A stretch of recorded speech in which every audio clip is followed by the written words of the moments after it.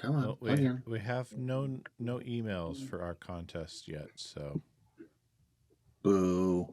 When these dads meet world, watching Boy Meets World. We grew up on the show, now we have kids and host a podcast. We watch each episode and then share our thoughts and grades. When these dads meet world. They want you to take the roles. Welcome back to another edition of Dads Meet World. I am one of your hosts, Tyler. Joined with me is our other dad. I am Brett, and this is a very, very low-key introduction. Yeah, again, our vibe has changed a little bit, and I like it. It is like a more chill. calm vibe. Yes, Yeah. very chill. Other than the fact that I'm yelling, they want you to take the roles. Yeah. But this is a podcast where we go episode by episode, the classic Boy Meets World show. We give our thoughts as dads and also just general thoughts. So we're happy that you're with us. And Brett, I'm excited to talk to you. Anything new going on in your neck of the woods? Well, the fall play wrapped up. The final curtain fell last week, and I will say closing night was the best performance. Very, Of course very it was. comfortable. Oh, yes. And actually, Abby's packing right now to go up to Chicago because the marching band's going to march in a winter parade. Winter light parade in Chicago on the Magic Mile. So Nice. getting ready to send all that tomorrow. And Kelly is starting a new job tomorrow. So Yes, I a lot heard a of rumor. busyness. Yeah. So yeah, a lot of a lot of busyness in my neck of the woods. Just so the dear viewers know, Brett and I do talk to each other outside of the podcast. And earlier today, I called him. He didn't answer. So I wonder what Kelly's up to. So I called her, and we're chit-chatting away. And as much as Brett and I chat well, Kelly and I sometimes chat even better with each other, where we can talk for hours. And we're like, what happened? I don't know. Let's keep going. But literally, like, 2 seconds into me talking to her, you're trying to call me, and I'm like, well, you had your chance. I'll talk to you later. Well, see, I didn't answer because you actually called me when I was in the bathroom. Oh. Well, fair. I know we're close, but we're not that close. Oh no, I don't ever answer in the bathroom. Do you answer so the what's- phone for Kelly when you're in the bathroom? Oh yes, I mean it's a little bit different when it's Oh, your because it's wife. you can't love your wife if unless you do that. Oh yeah. So what's new in your neck of the woods?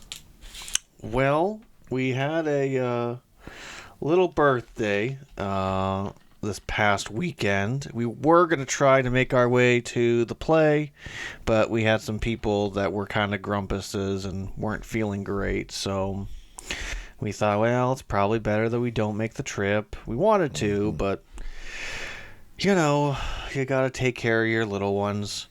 But yeah, the wife got to have a nice girls' night on Saturday, and then me and the boys got to hang out with a friend of ours. So it was a good time all around. People did end up getting sick, though. So, hey, it is what it is. I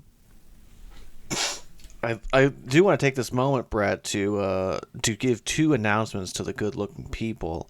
The first announcement is that Travis Kelce did go to the Eras Tour in Argentina to support his girl. I wondered how long. I wondered how far into this episode we get before you brought this up. Honestly, Sarah brought it up to me like within 5 minutes of us actually chatting with each other for today. Like, we were both sitting on the couch, and she's like scrolling through her phone. She goes, "Oh, did you know that Travis Kelce went to Argentina?" And I said, "I heard she was doing a Europe tour, so that makes sense." No, in all honesty, good-looking people, I just want everyone to know that the McRib is back. So, not a sponsor yet, but highly That's recommend going and getting information the I McRib.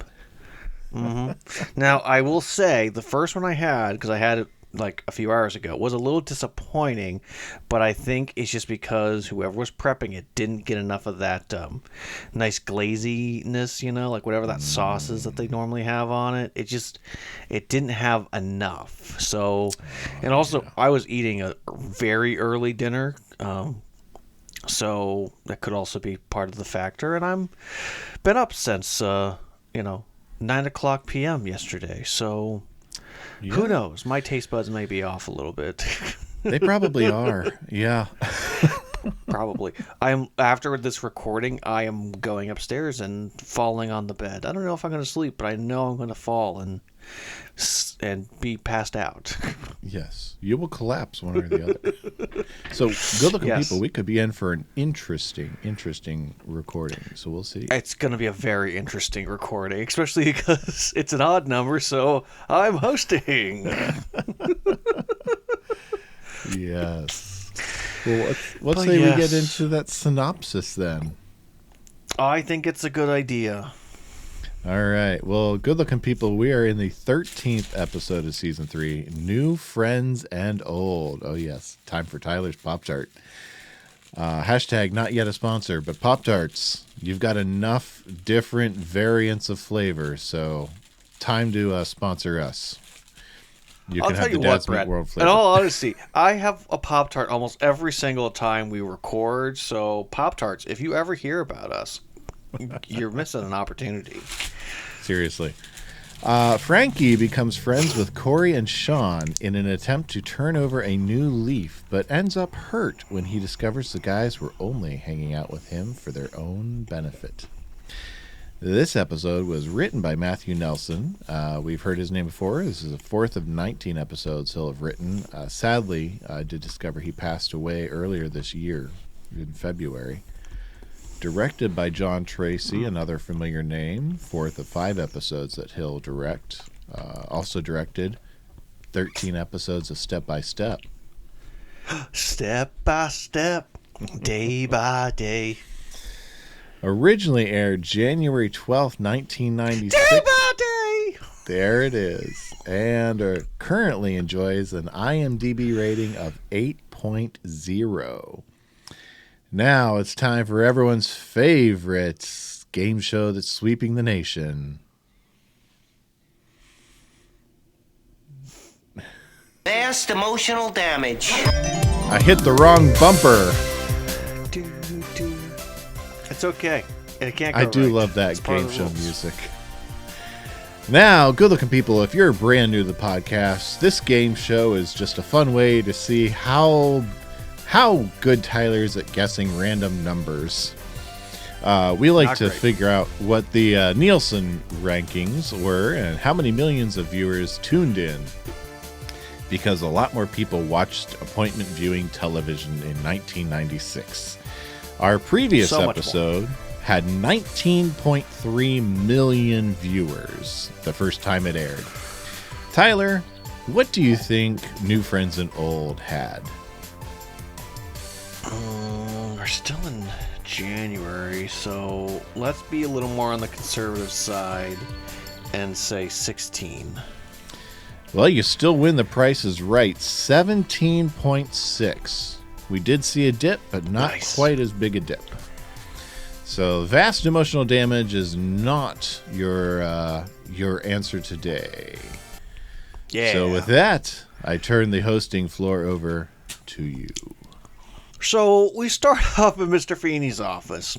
Apparently, Frankie and Joey have pulled off a very big prank on Cory and Shawn and tied up all of their clothes onto the flagpole. And thus, Cory and Shawn had no choice but to wear cheerleaders' outfits. So, they're kind of upset about this, and this is like the beginning of the school day, and apparently, they're like, hey, you're going to let us go home, right? And he goes, no. He goes, well, what are we supposed to do? Run. Oh. Very quickly. Yeah, how are we supposed to get home? Wait till it's dark, then run very quickly. Feeny sass, my favorite. I have to say, Cory and Shawn in those very conservative cheerleader uniforms is just, it's so fun to see, especially with the boots. Yeah. When were these cheerleader outfits a thing? The 60s? The 50s? Like... Oh, definitely. This They fit clearly the was not aesthetic the of the 90s, show. Yeah. They fit the aesthetic of the show, but they definitely weren't 90s outfits. Yeah. But yeah, they leave and they think, we'll hit the bell. Don't worry. We will be able to get through and get to the lost and found. And immediately the bell rings. The whole entire hallway is open. And, Topanga and Eric get their shots on them. And they, make fun of them and mention about Buns of Steel. We'll get back to that later. And, yeah, so they are off to the lost and found. Now, I have to say, Brett, for the dear viewers that haven't actually watched the show all the way through, which, hey, why haven't you done that? But B, one of my favorite jokes in the 5th season is once it's literally just Feeny is the only teacher they have. And there's that episode where he goes, hey, who runs the lost and found? He goes, I do.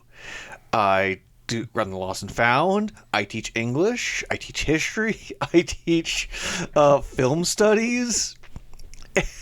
It's like, what job doesn't he do? He's the principal. Yes. He's and back then to, we have back probably, to season 1, Feeny. Yeah. Then we have one of the probably most interesting and potentially most quotable little scenes. And where I clipped a chunk of this scene, so yes. Oh, yes, please, go ahead. Whose idea was it to burn students' clothes and make them dress up in cheerleaders' outfits? I cannot say. I must protect my friend Joey the Rat. Yes, well, it's too late. Your friend, Mr. Epstein, has already been suspended. This meeting is to try to save you from a similar fate. No, that won't happen to my boy, Mr. Feeny. My boy, he's gonna straighten up, and he's gonna fly erect as an 11-time heavyweight champion of the world. I guarantee you, my boy, he's gonna toe the line.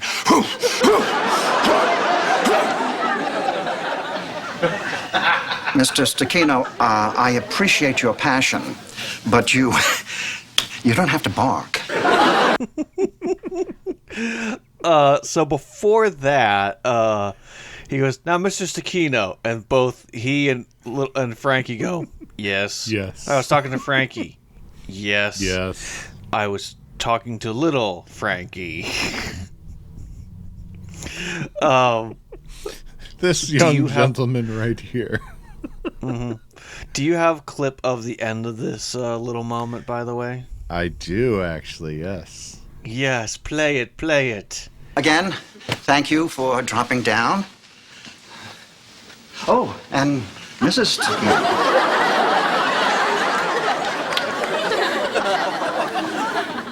I'm so sorry.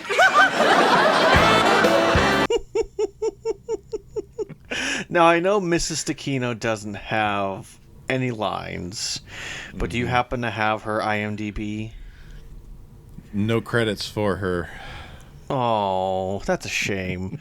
I mean, she does not a whole lot with what she's given, but it's such a funny joke of these two giant men, and then you walk away and hiding just this tiny little petite woman. Yeah, it makes you wonder, but yeah, well, and they kind of allude to that potentially, maybe not like right this moment, but later on in the show that his parents are maybe separated in some way, shape, or form. That kind of his dad, because of wrestling, just is only committed to that, so he doesn't really ever focus on family. But, potentially they are together. Who knows? Anyway, this is just, again, adding credence to the Stecchino family. But I will say, Brett, I did cheat and look on IMDb, and this is the last time we will see Frankie this season, which is sad, but also there's many other things we have to get to. We will come back to him. Yes, he's not the last time on the show, but definitely this season. They should have had him in the season finale. Yeah, I love that. You don't have to bark, and you don't need to yell. Oh, he's not yelling, Mr. Feeney. Yes. And I'm curious if Joey was suspended or expelled, because we do see him later on at graduation, but we don't see him between now and graduation. And I know up to this point we only really deal with detention. We've never really dealt with a suspension, but a suspension is not as, granted, good-looking people, suspension is not good by any stretch. But a suspension is a very finite amount of time. It's not an indefinite thing. And so it seems to me a suspension would not carry the weight that this conversation would have. So I find myself wondering if this is a suspension or if this is really an expulsion that we're talking about.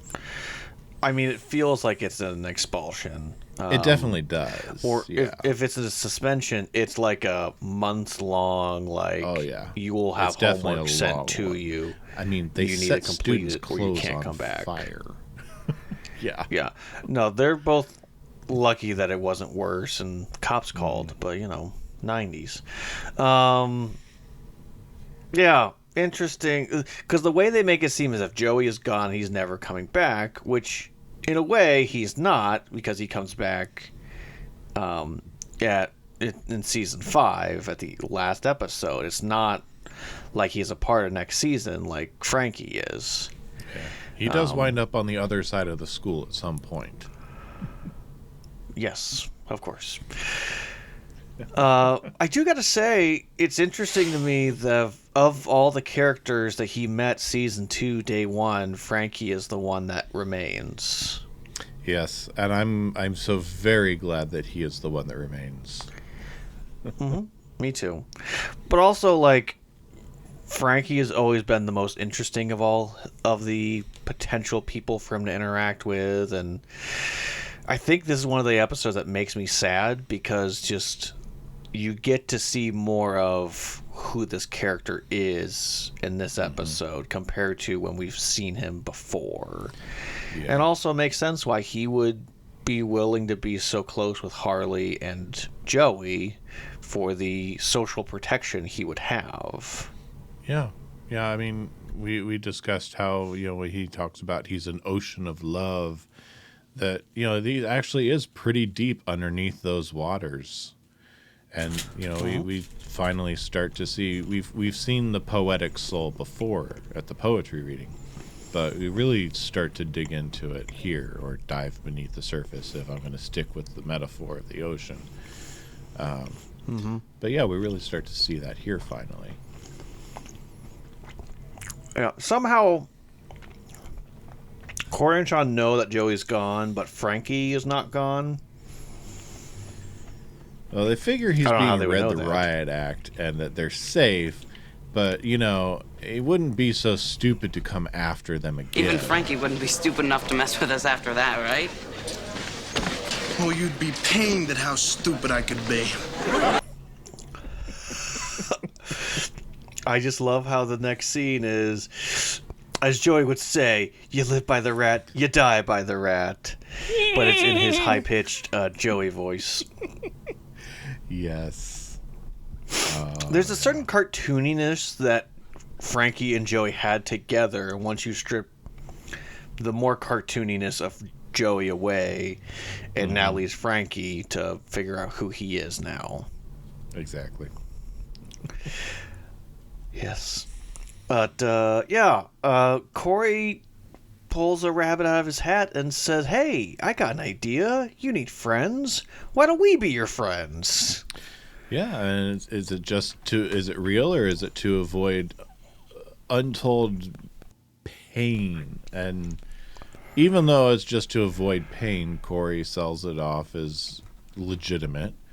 And so, we're going to get an episode that's built around this idea of Frankie thinking it's real and Cory just wanting to pass it off. So there we go. Well, there's our story. I mean, honestly, that is my problem, is that Cory throws something out that in his mind is just a way to get away from, getting beaten up, when really he's talking to someone who is hurting, who is sad and upset, and is going to try to fill the hole that is now left. And is, Frankie is a character that is kind of naive in a way, and so the fact is that he's going to latch on to someone saying, "Yes, I mean it when I say I want to be your friend." Yeah, he's got a very childlike innocence to him, even in the midst of all the thuggery. Yes, it's almost like he's a gentle giant, Brett. I know. It's almost like they have that perfect image right there. Well, I mean, I know this is really random, but I just was thinking about Andre the Giant, and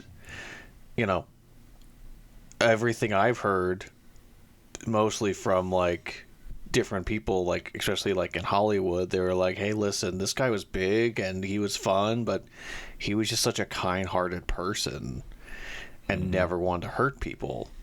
If someone was being rude and obnoxious, he would, but he had no intentions of ever using his strength, for bad." Yeah.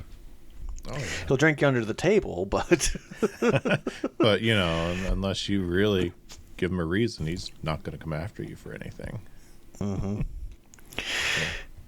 But yes, but Shawn says he doesn't like poetry. I thought you said liver. Yeah. Which this is, I figure, and I know the joke comes first, and where we've said time and time and time again that this is not a show that's built on continuity, but with as big as Shawn comes into poetry later on, and as much as we've actually seen him dabble here and there in just the written word period up to this point, it seems that poetry is something that it's just too low-hanging fruit. Well, I can't believe at this point Shawn hasn't figured out that poetry is something that would benefit him. Especially with him having 6 dates in one evening. Yeah. I don't know. It's just Shawn is whatever they need him to be in every episode. Yeah, he's still that kind of that blank canvas at times. Yeah.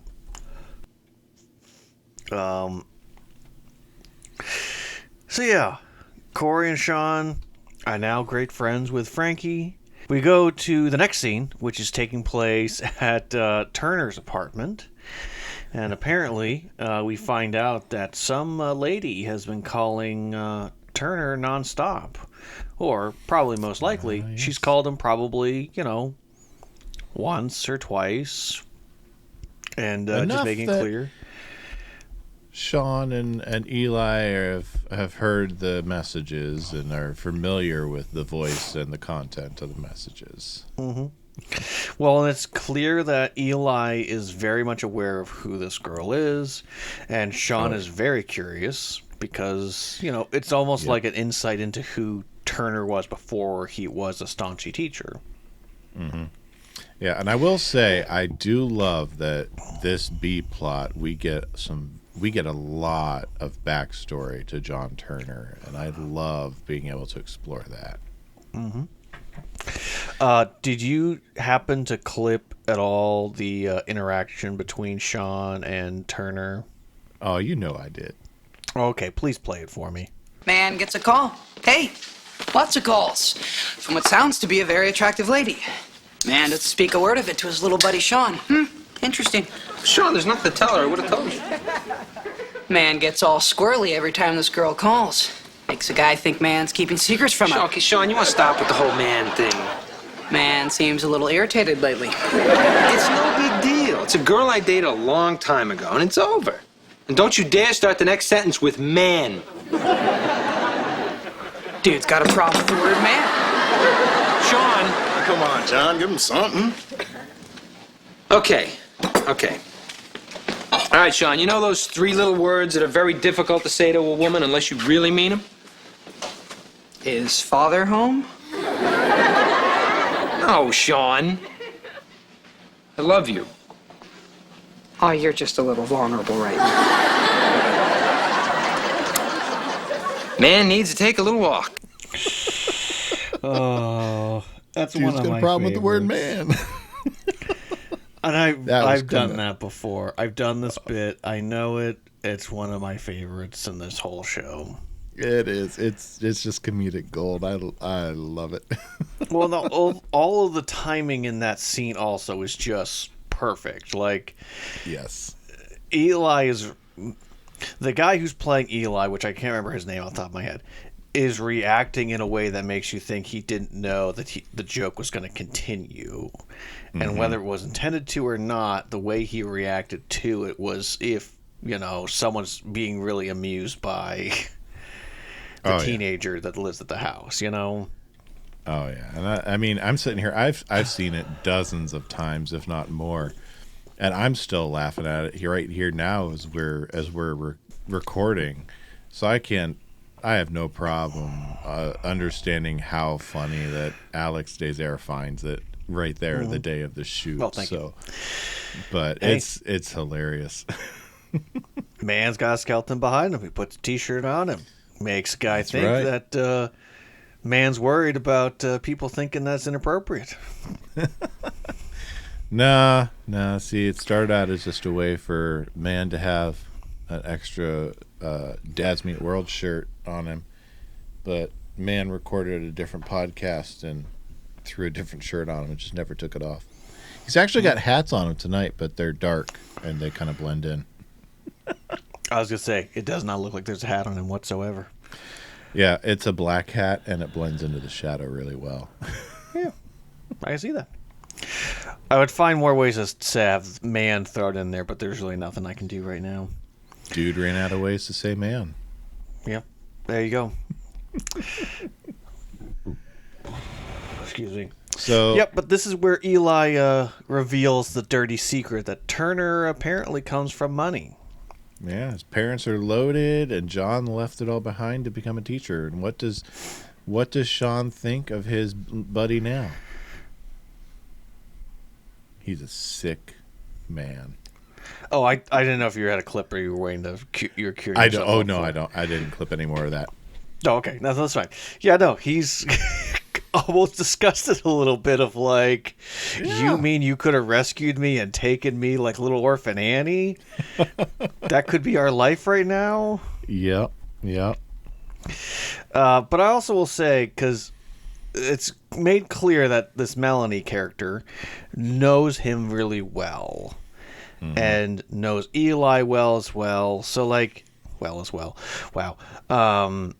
Like, there is a real knowledge about something that's, I don't know. Well, Eli describes her as the one that got away. That's true. I was going to say, like, it's almost like she knows parts about him that he doesn't fully know about himself. Yeah, like if John hadn't left, they'd be married now and have their own little Cape Cod cottage, you know. Mm-hmm.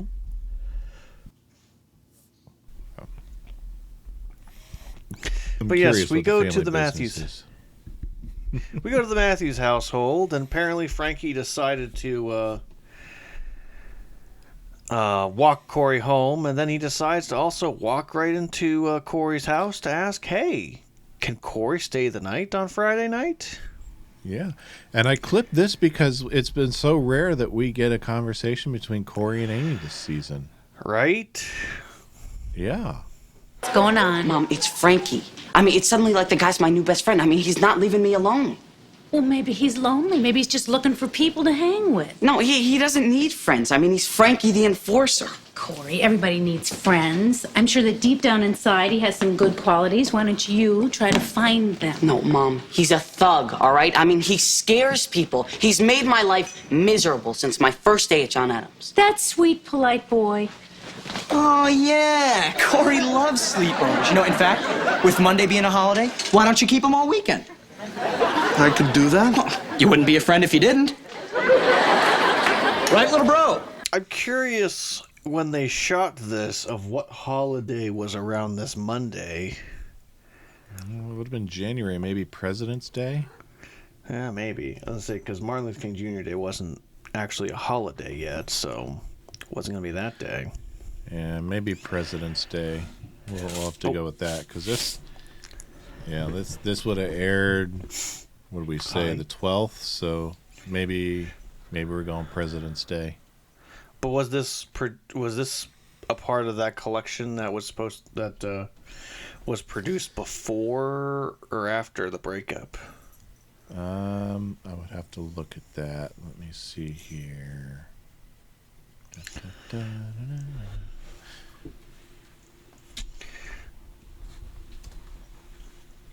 Oh, I'm trying to show you off for Abby. This was after the breakup. It's actually the first. Yeah, this falls in the correct order of being after the breakup. Okay. And it would have been. It's 4 episodes after the New Year's episode, so it would have fallen, give or take, about end of January, beginning of February, give or take. Yeah, fair. If we followed production order. So maybe depending on how far they space it out, it could have been Martin Luther King Day. If we go with, depending on how many weeks they go in between episodes with a break. But there's no snow. And Cory's running around in just his sweatshirt. Yeah. Just those little things that bug me, Brett. I mean, we will get an episode where there's a snowstorm, and they do mention the date, so... Yes, we'll talk more about that then. Plenty of thoughts on that situation. But yeah, Cory is trying to say that Frankie's not really worth having a friendship with because he's just a thug. He's a thug. And I will say that Eric has turned around on Frankie because apparently, Frankie originally bullied Eric, and now Eric is willing to be buddies with him. That's what happens when you spend time with someone that used to pick on you, I guess. Or when you're willing to point the gun at someone else that you want to have him pick on more. Yeah, I mean, when you go 15 hours in a pool game, it changes your relationship with people. Very true. He did have a lot of time with Frankie in that episode. We go back to Turner's apartment because apparently Turner agreed to go on a date, so he's getting ready, and Shawn's trying to say, hey, if things work out with you two, we're going to Connecticut, right? Do you mind if I go with her? And of course, Melanie walks in, the snooty, uptight, fur holding, Gucci purse accessorized. But Melanie is not the snooty woman John remembers, and Melanie is played by Eliza Coyle.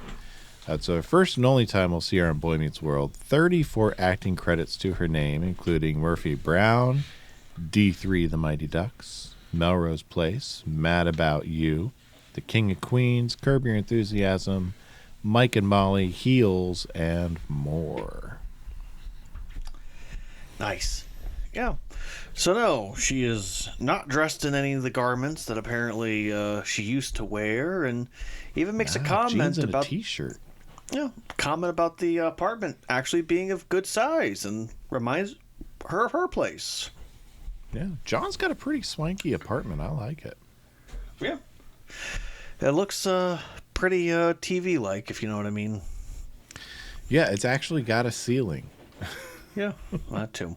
Well, I mean, I will say that for potentially it maybe being in not the greatest area, maybe, question mark, it could make sense for a teacher to have, a halfway decent, apartment in that area, but I don't know. It's definitely a TV-style apartment, though. Yes, it is. So, I mean, probably pretty comparable to, and Friends, Joey and Chandler's apartment. Probably, yeah. Definitely smaller than Monica and Rachel's. You mean Monica and Rachel, who had the biggest apartment in New York City? Yeah. I know, rent control. Yeah. But, yeah. So, they're getting ready to go on their little date, and apparently, Cory hopped on his bike, and Frankie jogged behind him and kept pace with him the whole entire way to Chubby's. Thank you, friend, for our little workout. Yes. And this is where I was going to say, Cory and Shawn discover. What were you going to say? No, go ahead. Well, this is where Cory and Shawn discover that secret hidden thing that makes Frankie, in their eyes, worth the friendship. Yep. This is the part of the episode that drags it down for me, and anytime Cory and Shawn are overtly selfish and, for lack of better wording, use people, that's when I tend to get disappointed and frustrated. It's probably just that fact that watching this as a dad now and not just thinking, how would I handle the situation, but how would I, as the father, after hearing what was going on, how would I handle this? Is more and less what I'm thinking now. I find myself so very disappointed in them. Yeah, it really is disappointing. I don't know if it should detract from the episode or not, viewing it as a father, of just how selfish they truly are this episode.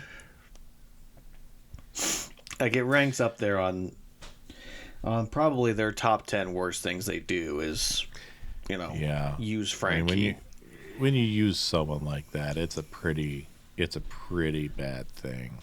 But they discovered that the seventh graders seem so very, very small comparatively to what they were when they were in seventh grade. You mean it was supposed to be 2 school years ago, and literally they are night and day? One is tiny, and the other ones are their normal size. Mm-hmm. It looks like 4th graders talking to a couple of high schoolers. Yeah, it really does. And I they do it for the gag, but still, it's But I mean, like, I will also say that, like, they refer to 7th graders quite often this season, and the 7th graders are always super tiny. Like, there's no way around it. Of course, though, most often 7th grade boys have not fully hit puberty yet. Some have hit their height. I was one of them that hit their height in 7th grade and never grew. I got wider, but never taller. But there's plenty of guys I've known who all throughout middle school, even all throughout high school, never grew, and all of a sudden they woke up one day in college and like, hey, I grew an inch. That's weird. Huh. I grew 5 inches. That's weird. Mm-hmm. Couldn't happen to better people. Oh, don't hold back. Tell us how you really feel. Johnny Peralta grew 3 inches as a grown adult, and that's just ridiculous.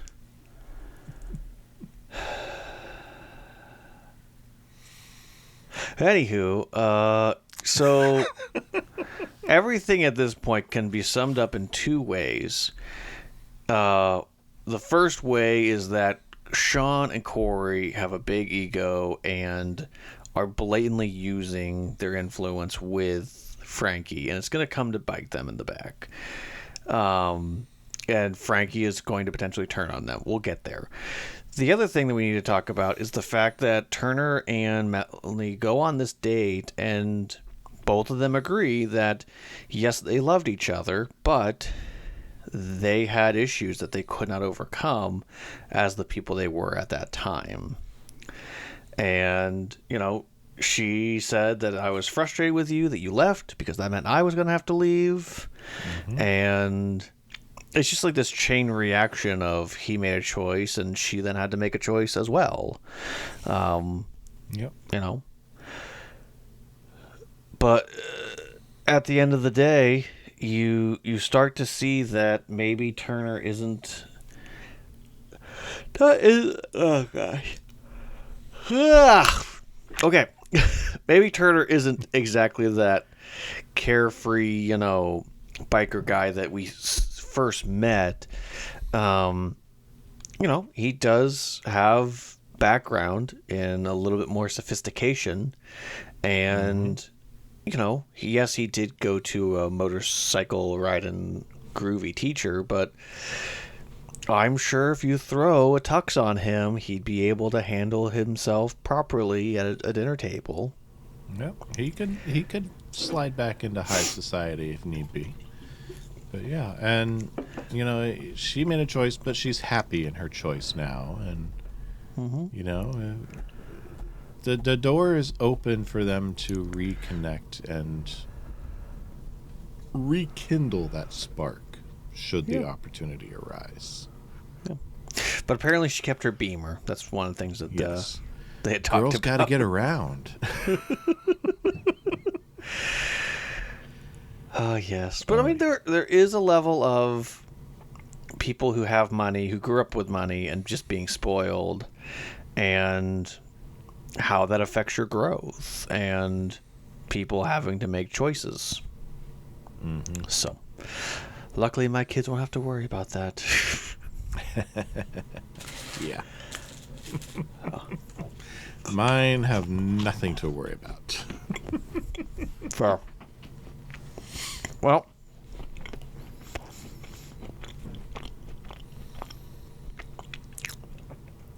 it started to dawn on Frankie that maybe Cory and Shawn weren't as sincere, especially because Shawn's now passing out nicknames. Nice. Dances with Sweaters. Yes, and Dances with Sweaters is actually Robert, played by Adam Wiley. First and only time on Boy Meets World. 155 acting credits to his name, including Seinfeld, Home Improvement, Kindergarten Cop, Who's the Boss, The Torkelsons, Seventh Heaven, Recess, Gilmore Girls, NCIS, Monk, a lot of voice acting, and more. Oh, I tried, but no step by step. No. Dang. I was like, there's got to be step by step in here. With 155, I thought there would be, but there wasn't. It's okay. We're getting out of that sync of people being on one show to the next show. Yeah, the overlap is not there as strong as it was. Oh, well. Don't worry, by the end of the season, we'll have a pretty big one. We will. Probably the closing step by step for us, in all honesty. But anywho, I like that Feeney has a moment with him. I do, and I clipped this one. Oh, good. Yes, so here we go. Lost your way, Mr. Stecchino? Metaphorically speaking, yes, Mr. Feeney. You see, I found some new friends, as you yourself suggested. Yes, Mr. Hunter and Mr. Matthews. Well done. I'm not so sure. Mr. Feeney, you told me hanging with the better crowd would make me a better person. And yet, here I wander, like the Israelites in the days of Yul Brynner. You're over my head, Mr. Stecchino. I'm still Frankie the Enforcer. Ah, so your new friends are not what you hoped they'd be. It's always the same, Mr. Feeney. Harley and Joey, Cory and Shawn. They just see this big guy who everybody's afraid of, and they use my power for evil. Why do you let them? If pressed, Mr. Feeney, I would just have to admit I want them to like me. Is that so wrong? Everyone wants to be liked, Frankie. Even you, Mr. Feeney? Don't tell the students. It would only create chaos.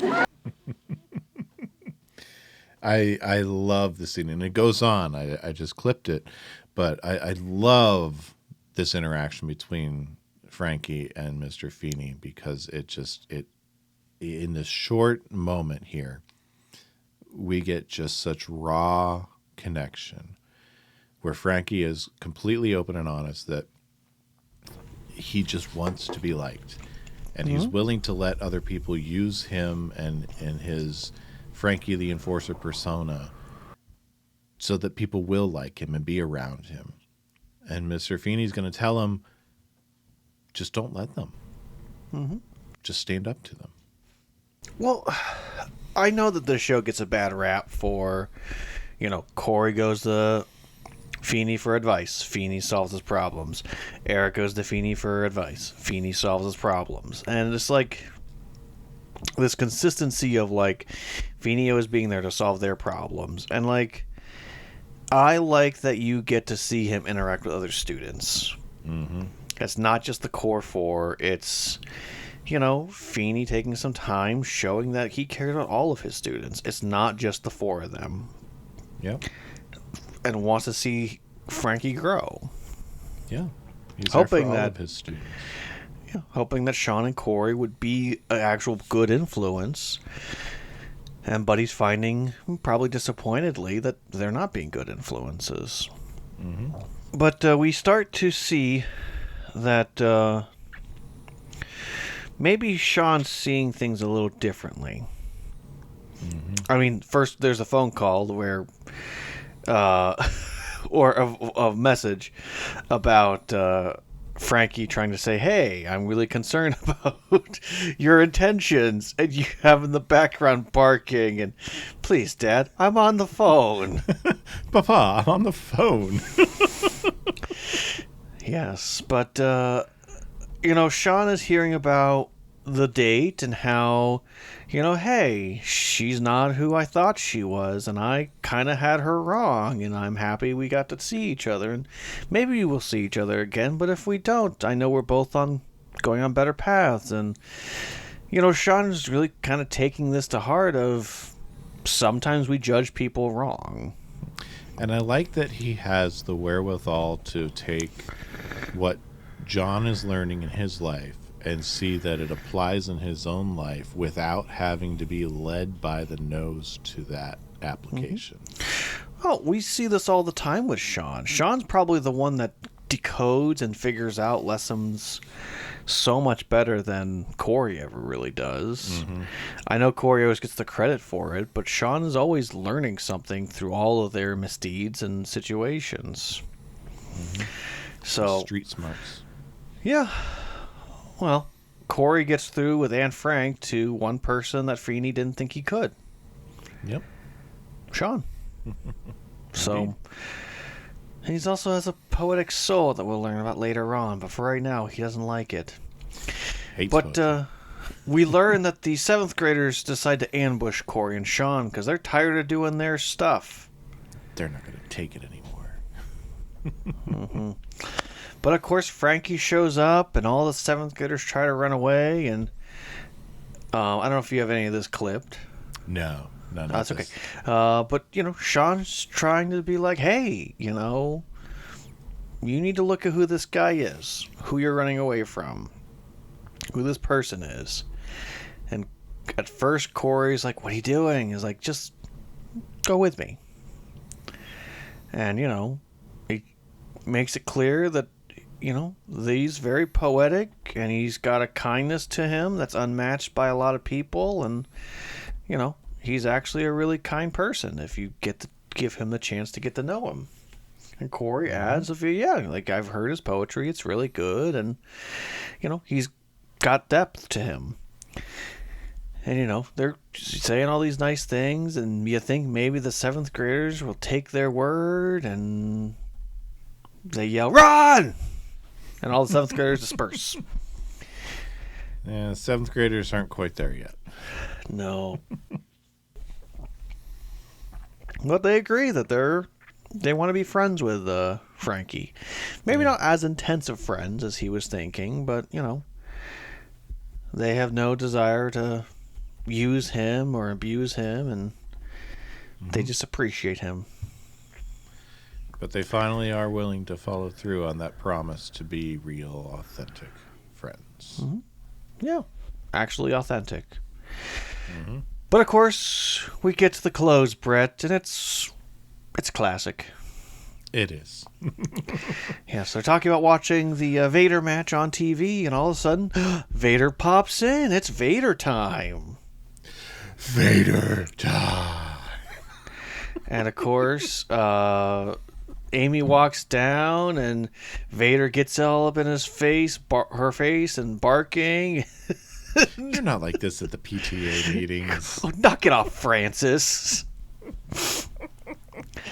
Ah, yes. And Eric, of course, the enforcer is no more, sir. Yeah, now Eric is coming in to be the biggest, schnozzle,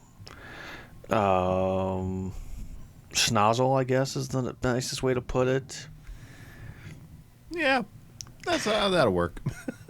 So he's just being a jerk, and he's like, after everything he's done, give me a reason why I shouldn't really let him have it. And of course, his father being there says, I'll give you 3, and barks 3 times, puts him up. And of course, Eric says one of the best where have I closing seen lines. this before? Give him a bone. And then the episode is over. Yes, and that is the conclusion of this episode, Brett. That is. So, are you ready for your deep dives? Oh, sure. People. Am I the only one who read the summer reading list? Alrighty, so flagpoles, Brett. They mentioned that stuff was on the flagpoles. Apparently, they burned also the clothes. I don't know, but let's talk about flagpoles real quick. The original flagpole was constructed sometime around 1850, and was made of 2 large fir poles joined as a cross arm. In addition to holding the 2 sections together, the cross arm would give workers a place to stand with work was required on the upper section of the pole. In 1855, when the contents of the fort were auctioned off, the flagpole along with a lightning rod was sold to John Hereford for $1. That seems like a ripoff. Let's talk about the original Buns of Steel. Created by Greg Smithy, who is an American fitness and aerobic instructor. Best known for the original Buns of Steel workout from 1987. Was promoted for health and fitness. Buns of Steel leads viewers through a series of exercises devoted to strengthening, tightening, toning, growing, and shaping the buttocks, thighs, and upper legs. Over 1 million copies of VHS tapes were sold. Later on, it was put to DVD. There was DVD version. For the dear viewers at home who's too young, VHS tapes are what we had before DVDs. And for those of you who are still too young, DVD is what we had before Blu-rays. Now, if you're still too young, Blu-rays is what we used to really go for until streaming really came along and just buying them straight on Amazon became a thing. So we're talking a little bit about wealth, Brett. And the thing about wealth is that it gets complicated when you have a lot of money because people want the money, and especially if they grew up with money, then that's all their focus is on is money. So here are 5 estate planning mistakes to avoid. So the first one is to be fair. Often the issue is not equal divisions of assets, but fairness, two separate concepts. One child who has taken care of his parents might deserve to receive bigger share of inheritance. That might be fair. Basically, you have to go with your best gut on what you think is going to be fair. Okay, so apparently we have 6 because I was on an article. It led me to a different thing. So cool. So anywho, basically here's some mistakes that you need to avoid. Avoid picking poorly. Many people forget that the real estate planning is 2-part process. Half of the documents you draft provide instructions by divvying up your estate after you die, but the other, and potentially more important, after half outlines, directs the handling your financials and medical care if you become disabled. So basically, you got to be careful how you pick things, because there are consequences to all of our actions. Leaving your IRA to your estate.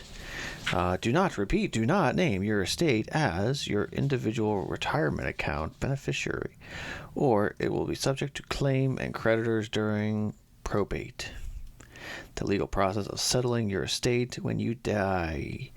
Individual retirement account would be used to pay off any debts in your name. Whatever money remains in anything gets distributed to your heirs, not in a timely fashion. Probate is costly and can be years to complete. Forgetting to update beneficiaries. Basically, if you have a change and that someone else is benefiting from you, maybe say a new child on their way, or someone who, is now a part of your life. Actually, I've been hearing stories about people who became close friends with a random stranger, and that random stranger just would be there quite a bit because they liked them, and they'd stick around and were there until they died. And those people were the people that they would give their money to, because they were like, hey, you need this more than my children do. My children didn't come see me, this random stranger did.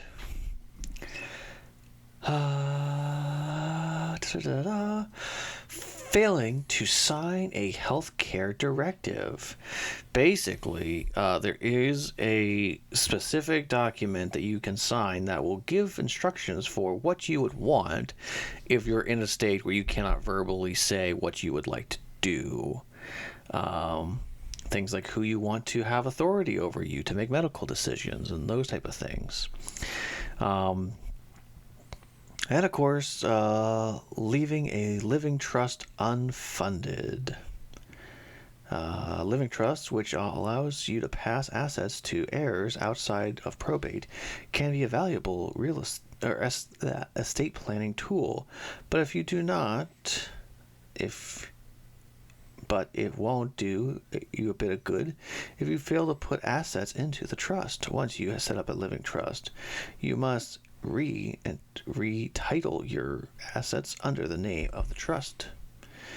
So basically, if you're going to have a living will, living trust that things are supposed to be getting pulled out of, you got to make sure you're funding it. So there's a reason why a lot of people say, us end up not having all the things always figured out. It's simple. We don't got the money to fund the things. Normal stuff. Let's talk about gentle giants, Brett. From our friends at Urban Dictionary, a word used to describe a tall person who is very nice and usually refuses to stand up against bullies to avoid confrontation because they know it won't lead to anything productive. A masculine, incredibly strong, powerful looking tall man who has a peaceful and non-confrontational personality. On first appearance, you think he'd beat the crap out of you, but in reality, he won't hurt you. He won't hurt a fly. Also, Gentle Giant is also a rock band from Britain. I did find that whenever I was looking around other places too.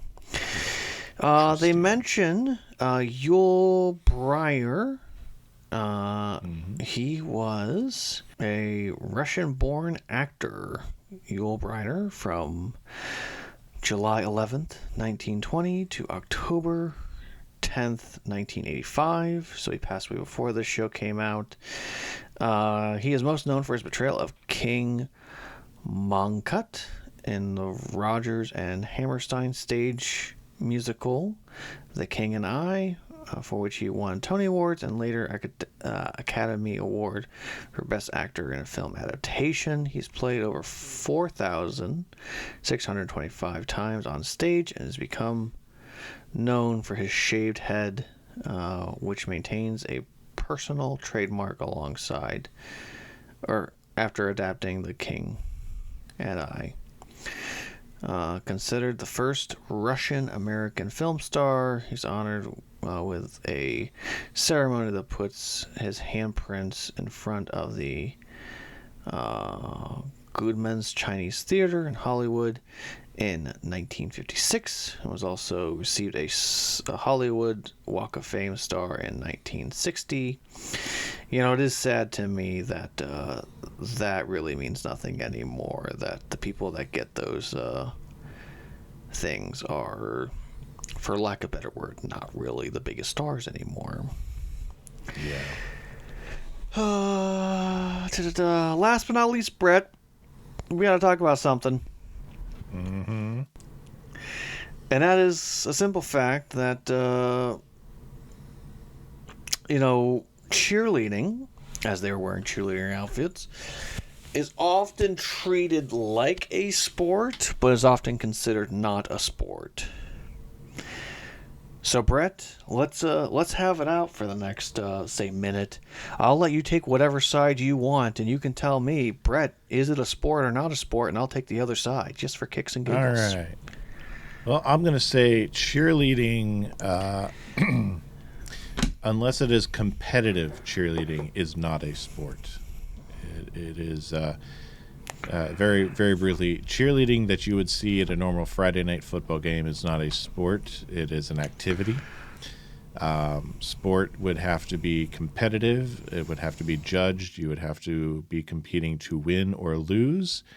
And you would have to be working together on a consistent basis in some form of timed or structured event to be able to be judged or gaining enough points of some fashion to win or lose. Now, within competitive cheerleading, where you're actually training and where there is actually gymnastics involved and there are teams competing against one another, I will allow that as a sport. So there you go. Let's hear the other side. Well, Brett, I want to tell you that there's a little movie, independent thing. Maybe you've heard of it, maybe not, but it's called The Replacements. Came out in 2000. The Replacements is about is taking inspiration from the 1980s NFL lockout, where people wrongfully thought that the players were just trying to be greedy and trying to just get more money from the owners. Really, they were just trying to make sure they had a little more of a living wage and everything, because before, there was a bunch of millionaires and now billionaires running around in the NFL and other sporting areas. People didn't always have this as their full-time jobs. They would do this on the side and then go do something else. But Brett, one of the things I noticed in the movie of The Replacements is that it feels as though the cheerleaders are also getting replaced. It's not just the players. So I say to you, Brett, and I know it's just a movie, but I noticed as a young man that cheerleaders are very important to the role of in their addition onto a sporting team. In fact, I'd argue that in their own way, they're also a part of the team that is the football team. They're there to keep the crowd going. They're there to keep the enthusiasm, and also just to be running around and being distractions and to get people pumped up, Brett. So their competition, maybe not going toe-to-toe, but really, they're part of the team. They're almost, you could say, the 11th teammate at any given football field on Friday nights. You could say that, but not every NFL team has cheerleaders. No, but the Dallas Cowboys does. Because, to quote the original Desire, we want to throw sex into football. All right. But those are your deep dives, Brett. Okay, so let's talk about what we learned. The main point of that is just it's often treated as a sport, especially in high school. It's a sporting activity, but it's not a true sport unless they're actually competing. I agree with that. Yes. There we go. Yes, we are definitely on the same page. So let's talk about what we learned. You know anything about the Odyssey? Huh? Did I say you could talk? I didn't teach you that. My friend Mr. Matthews will lead the discussion. Do I have to draw you a picture? What did you learn, Tyler? You know, Brett, maybe not learn, but I was reminded of the fact that we have to sometimes let go of our personal biases and accept the fact that sometimes we will look down upon people, and there's no reason for us to do that in the first place. And so truly, we have to be willing to let go of those original, maybe judgments that we hold on people and just accept that everyone's just trying to do their best. Mm-hmm. I learned that 7th graders are really short. But really, I take a lesson from Mr. Feeney in that we often see him with the core 4, but he was right there for Frankie, even after reading him the riot act at the very beginning, that we need to be ready and willing and even I would dare say excited to be available to people who would reach out to us for help and for assistance, for guidance. Whether they're our own children, whether they're friends, whether they're some stranger on the street who's seeking something simple. And so I take that lesson from Mr. Feeney this week. Yeah, it's a good lesson. Yeah. So, I'm right? No, you're exactly right. So am I done with my education? Can I go? what would you grade this episode this week, Tyler? New friends and old. I'm gonna have to go with a B+. This is a really solid episode. It's a good episode. It's one that I have very much mixed emotions about, but it's more skewed in the positive realm. It's one I'll watch, but I do get so disappointed in Cory and Shawn for a solid 5 minutes, and then also with Eric as well. So, but also, where is Alan Matthews? I get the actor may not be there because he has other responsibilities, but where is the character of Alan Matthews? Yeah. He really has been missing for a stretch here, hasn't he? I'm saying I'm a little harsher. I'm going with a B-. I share the disappointment. I feel like it was awesome seeing Amy interact. I would have loved to see Alan's viewpoint too, because I think we get so much more when we get both of their perspectives, and so I feel like it was missing something. I loved seeing Feeney and being Feeney with Frankie, but there was just so much of the episode was devoted to Cory and Shawn being the worst versions of themselves. That brief moment at the end, just it was too quick for me. Yeah, and so I'm just a little harsher on it. We're in sitcom land. Yeah, Everything's going to wrap It's up. 90s sitcom territory. Yeah, I'm just a little harsher on it. That's my dad vibe there. So yeah, that's I my agree. old man get off my porch. Yeah, fair. Well, Brett. Oh, golly. It's like I need to go to sleep. I got a dad joke for you. All right, hit me with it. My wife said I should do lunges to stay in shape. I said that would be a big step forward. I'll give you another one because I like this one too. Singing in the shower is fun until you get soap in your mouth. Then it's a soap opera.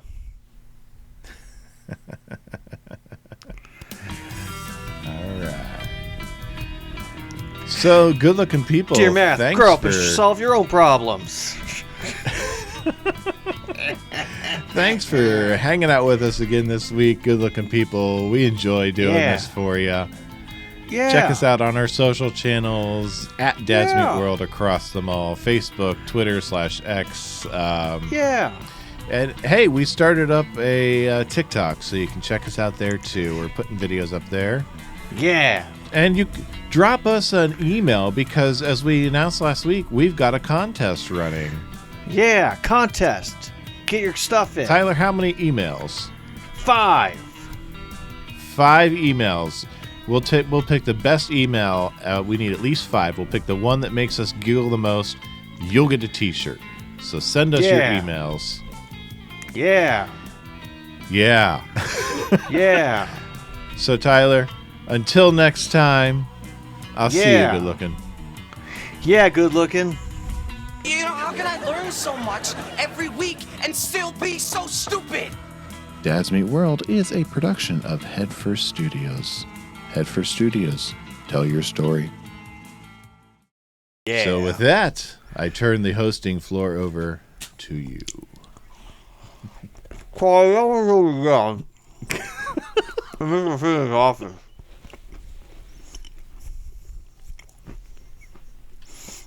Sorry. I want to get at least one more bite in. Frankie in that episode. Oh my goodness. You need to... Thank you. Watching in my camera of like him like snuggling in. I'm like, this is not comfortable. You're not snuggling in. This is not going to end well. That's It's gonna one make a thing for it to great be my blooper, shoulder, but gosh.